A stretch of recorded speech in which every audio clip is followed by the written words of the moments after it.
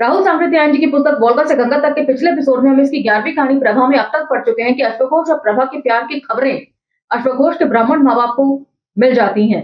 ब्राह्मण पिता अश्वघोष को समझाते हुए कहते हैं कि हमारा क्षत्रियों का श्रेष्ठ ब्राह्मण कुल है और पिछले 50 पीढ़ियों में हमारे घर में केवल कुलीन ब्राह्मण कन्याएं ही ब्याह कर आई हैं। अश्वघोष यदि प्रभा के साथ अपने संबंधों को स्वीकार करता है तो वह आने वाली पीढ़ियों की जाति भ्रष्ट करेगा, जिससे कुल की मान मर्यादा खराब होगी।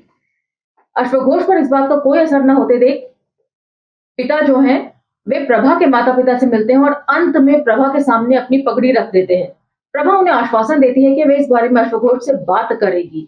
सरयू नदी के तट पर अश्वघोष और प्रभा जब मिलते हैं तो अश्वघोष प्रभा से पूछता है कि सारे यवन क्यों केवल बौद्ध धर्म ही अपनाते हैं, जबकि भारत में और भी बहुत से धर्म हैं, क्यों बौद्ध धर्म का ही पक्षपात करते हैं यवन।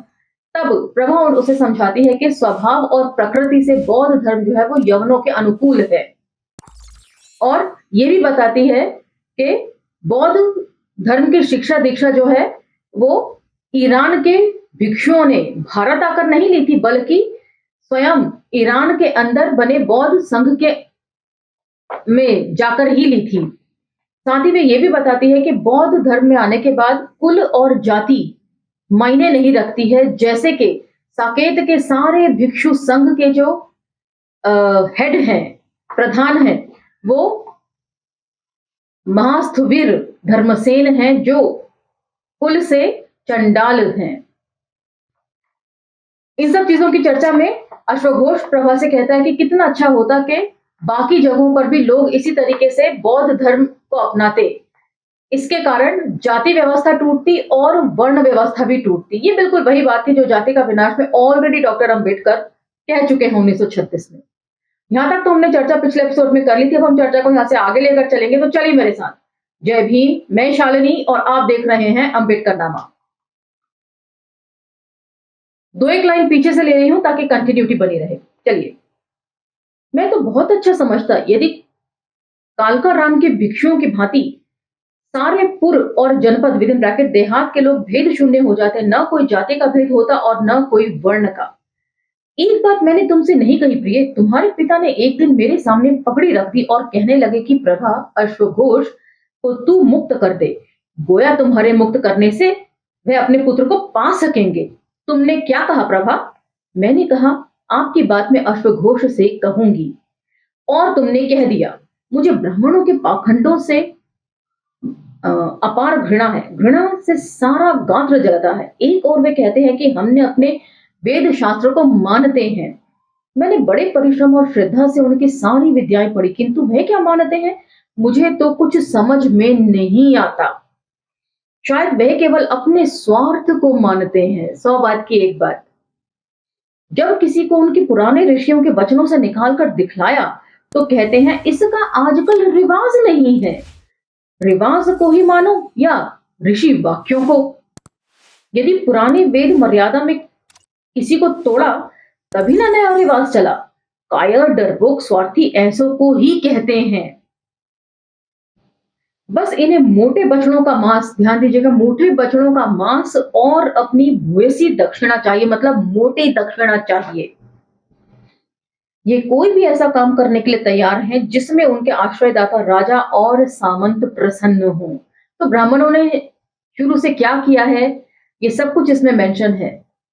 इतिहास के ऊपर ही इन कहानियों को बिल्डअप किया गया है। कुछ अंश इतिहास से लिया है और ज्यादा इमेजिनेशन ली है, लेकिन एक ब्राह्मण होने के नाते राहुल सांकृत्यायन जो थे उन्होंने वेद और अन्य शास्त्रों श्रुतियों का गहन अध्ययन किया है। उन्होंने बौद्ध धर्म का भी गहन अध्ययन किया है, इसलिए वो ये सारे कंपैरिजंस जो है वो सामने रख सकते हैं। गरीबों को, जिनको वे नीच जातियां कहते हैं, वे सभी गरीब हैं। उनके लिए इनके धर्म में कोई स्थान नहीं है। हाँ, यवन, शक, आभीर, दूसरे देशों से आई जातियों को इन्होंने क्षत्रिय राजपुत्र मान लिया क्योंकि उनके पास प्रभुता थी, धन था।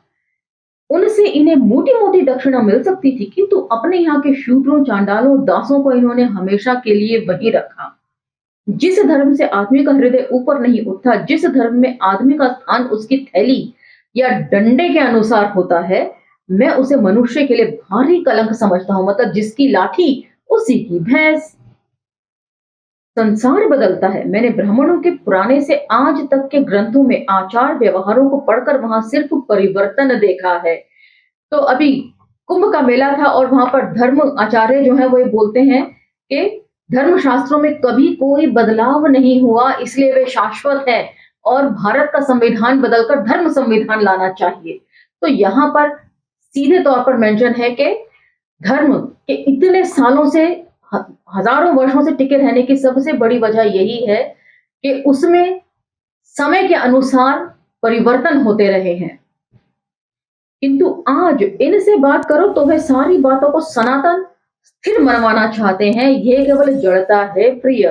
तो वही बात मैं कह रही थी, जो कुंभ में कहा गया है, बात बात पे सनातन होने का, संस्कृति का, सभ्यता का ढोंग या स्वांग रचा जाता है और उसकी हकीकत क्या है वे यहाँ पर राहुल सांकृत्यायन जी बता रहे हैं। मैं तो कारण नहीं हो रही हूं इन उद्गारों के लिए मेरे घोष। कारण होना प्रशंसा की बात है। मेरी प्रभा, तुमने मेरी कविता में नया प्राण, नई प्रेरणा दी है। तुम मेरी अंतर्दृष्टि में भी नया प्राण, नई प्रेरणा दे मेरा भारी हित कर रही हो। किसी वक्त समझता था कि मैं ज्ञान के छोर पर पहुंच गया। ब्राह्मण इस झूठे अभिमान के आसानी से शिकार हो जाते हैं, किंतु अब जानता हूं कि ज्ञान ब्राह्मणों की श्रुतियों, उनकी ताल तथा भुर्ज पत्र की पोथियों तक ही सीमित नहीं है, वह उससे भी कहीं विशाल है। तो मैं लगातार इस बात को कहती आ रही हूँ इस पुस्तक के पाठन के दौरान कि इनकी पोथियों में जो लिखा हुआ ज्ञान है सिर्फ वही ज्ञान नहीं है, इसके बाहर भी दुनिया है और बहुत सारा ज्ञान बिखरा पड़ा है। वही बात राहुल सांकृत्यायन जी कह रहे हैं तो वे उदारवादी ब्राह्मण में काउंट होंगे। और यही बात जब डॉक्टर अंबेडकर कहते थे तो उनके ऊपर जातिवाद का टैग लगा दिया जाता था। खुद राहुल सांकृत्यायन ने भी अपने कई सारी पुस्तकों में कुछ में नाम लेकर और कुछ में बिना नाम लिए हुए डॉक्टर अंबेडकर के ऊपर जातिवाद होने का आरोप लगाया है और इस पुस्तक की अंतिम कहानी में भी लगाया है। इंतजार कीजिए अंतिम कहानी तक। मैं एक स्त्री मात्र हूं और जो स्त्री मात्र होने से किसी को नीचा कहता है उसे मैं घृणा की दृष्टि से देखता हूं। यवनों में स्त्रियों का सम्मान तब भी दूसरों से ज्यादा है। उनमें आज भी चाहे निसंतान मर जाए किंतु एक स्त्री के रहते दूसरे से ब्याह नहीं हो सकता। और ये ब्राह्मण 100 ब्याह कराते फिरते हैं सिर्फ दक्षिणा के लिए। छी, मैं खुश हूं जो कोई यवन ब्राह्मण धर्म को नहीं मानता। और पिछले एपिसोड में राहुल सांकृत्यायन आरोप लगा रहे थे अश्वघोष के जरिए कि यवन जो है वो पक्षपात करते हैं धर्मों के साथ। बौद्ध होने पर भी पूजा पाठ के लिए हमारे यहाँ ब्राह्मण आते हैं। जब उन्होंने अपने स्वार्थ के लिए यवनों को क्षत्रिय स्वीकार कर लिया तो उतना क्यों नहीं करेंगे दक्षिणा की जो बात ठहरी। यूं तो आपने देखा होगा यदि आप अपनी जाति नहीं भी छुपाते तो भी ब्राह्मणों को कोई दिक्कत नहीं है आपकी जजमानी स्वीकार करने में। वही बात ये है। तो क्या मैं तुम्हारे ब्राह्मणत्व के अभिमान को दूर करने में कारण तो नहीं बनी? बुरा नहीं हुआ यदि ब्राह्मण अभिमान मुझ में और तुमने भेद डालना चाहता है तो वह मेरे लिए तुच्छ घृणास्पद वस्तु है। तो प्रभा बार बार कह रही है कि तुम मुझसे प्रेम करते हो, मुझे छोड़ना नहीं चाहते, इसी वजह से शायद तुम्हारे ये जो सोचने समझने का तौर तरीका है वो बदल रहा है। तो अश्वघोष कहता है तो इसमें बुराई क्या है, ये तो अच्छी बात है कि मैं सही चीज को समझ पा रहा हूं। ये जानकर मुझे कितनी खुशी है कि तुम मुझे प्रेम करते हो घोष। अंतस्तम से प्रिय मतलब दिल की गहराइयों से प्रिय। तुम्हारे प्रेम से वंचित अश्वघोष निश प्राण जड़ रह जाएगा। तो मेरे प्रेम का पुरस्कार वरदान भी देना चाहते हो, उसी एक प्रेम को छोड़कर सब कुछ। मेरा प्रेम यदि मेरे शाश्वत अश्वघोष, युग के महान कवि अश्वघोष को जरा भी हानि पहुंचा सका तो उसे धिक्कार है। और प्रभा लगातार अश्वघोष को ये बात समझा रही है कि तुम एक महान कवि हो, तुम्हें दुनिया में बहुत ख्याति और पानी है, नाम या शोहरत तुम्हारी बढ़नी चाहिए। अगर तुम प्रेम में ही उलझे रह जाओगे तो अपने लक्ष्य से भटक जाओगे। इसलिए यदि प्रभा का प्यार बेड़िया बन जाता है तो ये धिक्कार है प्रभा के लिए। साफ कहो प्रिय, प्रेम में मैं बाधा नहीं डालना चाहती किंतु मैं उसे तुम्हारे शाश्वत निर्माण में सहायक देखना चाहती हूँ। और यदि मैं ना रही? अश्वघोष ने विक्षिप्त की भांति खड़े हो प्रभा को उठाकर जब दृढ़ता पूर्वक अपनी छाती से और गले से लगाया तो प्रभा ने देखा उसके गाल भीगे हुए हैं। मैं अश्वघोष को बार बार चूमती और बार बार दुलराती रही, मेरे घोष। फिर थोड़ा शांत होने पर प्रभा ने कहा, सुनो प्यारे, मेरा प्रेम तुमसे बहुत बड़ी चीज मांगना चाहता है, तुम्हें उसे देना चाहिए। तुम्हारे लिए कुछ भी अदेय नहीं है प्रिय। फिर तुमने मुझे बात भी समाप्त नहीं करने दी, किंतु तुम जो वज्र अक्षर अपने मुंह से निकालना चाहती थी, लेकिन उस वज्र अक्षर को शाश्वत अश्वघोष के हित के लिए कहना जरूरी है। मेरा प्रेम चाहता है महान कवि अश्वघोष अपने शाश्वत कवि रूप की भांति प्रभा के प्रेम को शाश्वत समझे, उसे सामने बैठी प्रभा के शरीर से न नापे। शाश्वत अश्वघोष की प्रभा शाश्वत तरुणी, शाश्वत सुंदरी है। मैं बस इतना ही तुम्हारे मन से मनवाना चाहती हूँ। अब प्रभा कहती है कि शरीर तो नश्वर है, आज है और कल नहीं, नष्ट हो जाएगा, लेकिन प्यार जो है वो अमर रहेगा। और प्रभा को तुम अपने प्यार में ढूंढो, उसके शरीर में नहीं। तो वास्तविक प्रभा की जगह तुम काल्पनिक प्रभा को मेरे सामने रखना चाहती हो। मैं दोनों को वास्तविक समझती हूँ मेरे घोष। फर्क इतना है कि उनमें से एक सिर्फ 100 या 50 वर्ष जीवित रहने वाली है और दूसरी शाश्वत है। तुम्हारी प्रभा तुम्हारी उर्वशी वियोग में अमर रहेगी। मेरे प्रेम को अमर रखने के लिए तुम्हें अमर अश्वघोष की ओर ध्यान रखना होगा। और अब रात बहुत बीत गई है, सरयू के तीर भी सोया हुआ मालूम होता है, हमें भी घर चलना चाहिए। और मैंने अमर प्रभा का एक चित्र अपने मन पर अंकित किया है। प्रियतम, बस यही चाहती हूँ। कहकर अश्वघोष के कपोलों पर अपने रेशम जैसे कोमल केशों को लगा हुए नीरव खड़ी रही। इसका 7वां दृश्य की तरफ अब हम बढ़ रहे हैं। एक बड़ा आंगन है जिसके चारों ओर बरामदा और पीछे तितल्ले मकान की कोठरियां हैं। बरामदों में अर्गनों पर पीले वस्त्र सूख रहे हैं। आंगन के एक कोने में एक कुआं तथा पास ही एक स्नान कोष्ठक है। पीपल की गिर्द वेदी है और फिर हटकर पत्थर पर कटघरा, जिस पर हजारों दीपकों के रखने के लिए स्थान बने हुए हैं। प्रभा ने घुटने टेक उस सुंदर वृक्ष की वंदना करके कहा, प्रिय, इसी जाति का वह वृक्ष था जिसके नीचे बैठकर सिद्धार्थ गौतम ने अपने प्रयत्न, अपने चिंतन द्वारा मन की भ्रांतियों को हटा बौद्ध प्राप्त किया। हाय रे, जाति कभी गई ही नहीं राहुल सांकृत्यायन जी के दिमाग से, इतना पढ़ने लिखने के बावजूद भी वृक्षों में भी ये जातियां ढूंढ रहे हैं। कभी आपने ऐसा किसी को कहते हुए सुना है कि पीपल जाति का वृक्ष है? स्पीशीज होती हैं, नस्लें होती हैं, जातियां नहीं होती हैं। मनुष्यों ने बना ली है वो अलग बात है, वो भी सिर्फ भारत की एक्सक्लूसिविटी है। आगे सुनिए। और तब से वे बुद्ध के नाम से प्रख्यात हुए। सिर्फ उसी मधुर स्मृति के लिए हम इस जाति के वृक्षों के सामने सर झुकाते हैं। तो अगली बार आप भी जब किसी पीपल के पेड़ को देखें तो समझ लीजिएगा राहुल सांकृत्यायन ने इनकी भी जातियां बना दी हैं। अपने प्रयत्न, अपने चिंतन द्वारा मन की भ्रांतियों को हटा बोध प्राप्त करने का प्रतीक, ऐसे प्रतीक की पूजा होनी चाहिए प्रिय। ऐसे प्रतीक की पूजा अपने प्रयत्न, आत्म विजय की पूजा है। फिर दोनों भदंत धर्म रक्षित के पास गए। वह उस वक्त आंगन के एक बकुल वृक्ष के नीचे बैठे थे जहां वन पुष्पित फूलों की मधुर सुगंधी फैल रही थी। प्रभा ने बौद्ध उपासिका की भांति पंच प्रतिष्ठित से विद इन ब्रैकेट पैर के दोनों पंजों, घुटनों, हाथ के दोनों हथेलियों और ललाट को धरती पर रखकर वंदना की। जैसे हम लोग झुककर पूरा हाथों और घुटनों, पैरों को नीचे टेक कर माथा टेकते हैं, वही जिक्र है। अश्वघोष ने खड़े ही खड़े सम्मान प्रदर्शित किया। फिर दोनों जमीन पर पड़े चर्म खंडों को लेकर बैठ गए। भदंत ने शिष्य अश्वघोष को बातचीत करने के लिए आया समझ वहां से हट गए। मतलब भदंत जी के साथ अश्वघोष कुछ जरूरी बातचीत करना चाहता है, इसलिए बाकी भिक्षु जो हैं वो पीछे हट गए। साधारण शिष्टाचार की बातों के बाद अश्वघोष ने दर्शन की बात छेड़ी।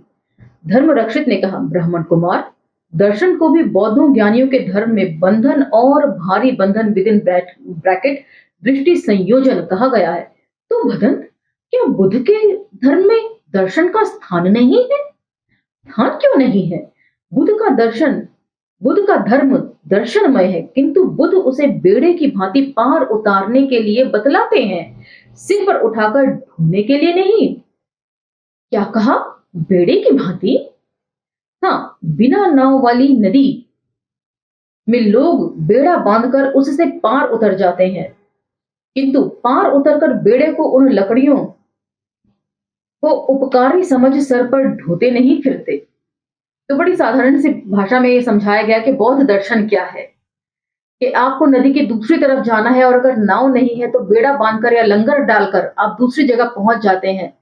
पहुंचने के बाद आप लंगर और जिस लकड़ी पर लंगर बांधा गया होता है उसको ढोते नहीं फिरते। इसलिए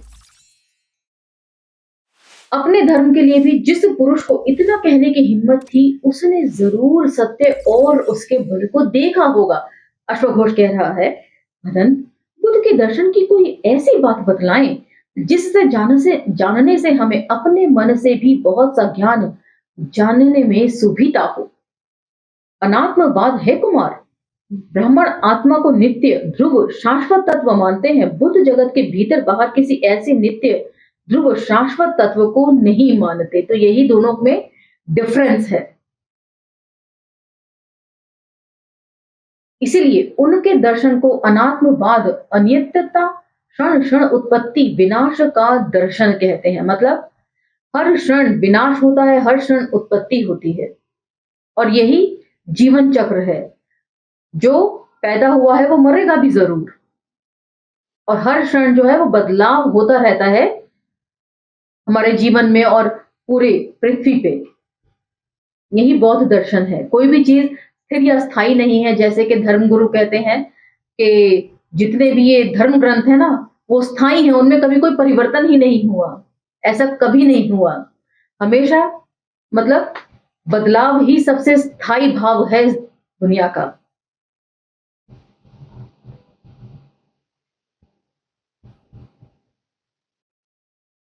मेरे लिए यह एक बात ही काफी है भदंत। बेड़े की भांति धर्म तथा अनात्मवाद की घोषणा करने वाले बुद्ध को अश्वघोष शतशः प्रणाम करता है। अश्वघोष जिसको ढूंढता था उसे उसने पा लिया। मैं अपने भीतर अनुभव कर रहा था कुछ ऐसी ही लहरों को, लेकिन मैं उसे नाम नहीं दे पाता था। आज बुद्ध की शिक्षा को लोक ने ठीक से माना होता तो दुनिया दूसरी ही होती। ठीक कहा कुमार। हमारे यवन देश में भी महान दार्शनिक पैदा हुए हैं, जिनमें पिथागोर अर्थात पाइथागोरस, हिराक्लिटू अर्थात हेराक्लाइटस तो भगवान के समय जीवित थे। सुकरात मतलब सोक्रेट्स, डेमोक्रिटू मतलब डेमोक्रेटस, अफलातून अर्थात प्लेटो, अरस्तु मतलब एरिस्टोटल उनसे थोड़ा बाद में हुए। इस यवन दार्शनिकों ने गंभीर चिंतन किया, किंतु हिराक्लिटू मतलब हेराक्लाइटस को छोड़ सभी शाश्वतवाद, नित्यवाद से ऊपर नहीं उठ सके। वर्तमान का उन्हें हद से ज्यादा मोह था। यही कारण था कि वे भविष्य को भी उससे बांध रखना चाहते थे। हिराक्लिटू अवश्य बुद्ध की भांति जग को किसी दो क्षण भी वैसा नहीं मानता था, किंतु इसमें उसका एक वैयक्तिक स्वार्थ था। दर्शन विचार में वैयक्तिक स्वार्थ? पेट सभी के पास होता है कुमार। उस वक्त हमारे एथेंस नगर में गण बिना राजा का राज्य था। पहले हिराक्लिटू के परिवार की तरह के बड़े बड़े सामंत गण शासन के सूत्रधार थे। पीछे उनको हटाकर व्यापारियों, सेठों ने शासन सूत्र अपने हाथ में लिया। इस अवस्था से हिराक्लिटू असंतुष्ट था। वह परिवर्तन चाहता था, किंतु आगे जाने के लिए नहीं, बल्कि पीछे की ओर लौट आने के लिए, जैसे कि वेदों की ओर लौट चले। आज के जितना भी आधुनिक युग है, आधुनिक सुख सुविधाओं को छोड़कर वो सारी बेकार हैं। हमें सब चीजों का त्याग करके जो है ना, वो पाषाण काल में, आदि मानव काल में चले जाना चाहिए। यही मतलब है। हमें परिवर्तन चाहिए, किंतु आगे बढ़ने के लिए, पीछे लौटने के लिए नहीं। मैं समझता हूं बदंत अतीत मुर्दा है। बिल्कुल ठीक कहा कुमार। बुद्ध परिवर्तन चाहते थे और बेहतर जगत को लाने के लिए भिक्षु संघ को उन्होंने उसी भविष्य के जगत के लिए एक नमूने के तौर पर पेश किया। तो ये है बुद्ध की शिक्षाएं। जहां जात पात नहीं वहां ऊंच नीच नहीं, जहां सबके लिए भोग समान है वहां सबके लिए सेवा करना समान है। तुमने हमारे महास्थविर धर्मसेन को बाहर झाड़ू लगाते देखा होगा, वह काले काले। हाँ, वह हम में सबसे श्रेष्ठ है। हम रोज पंच प्रतिष्ठित से उनकी वंदना करते हैं।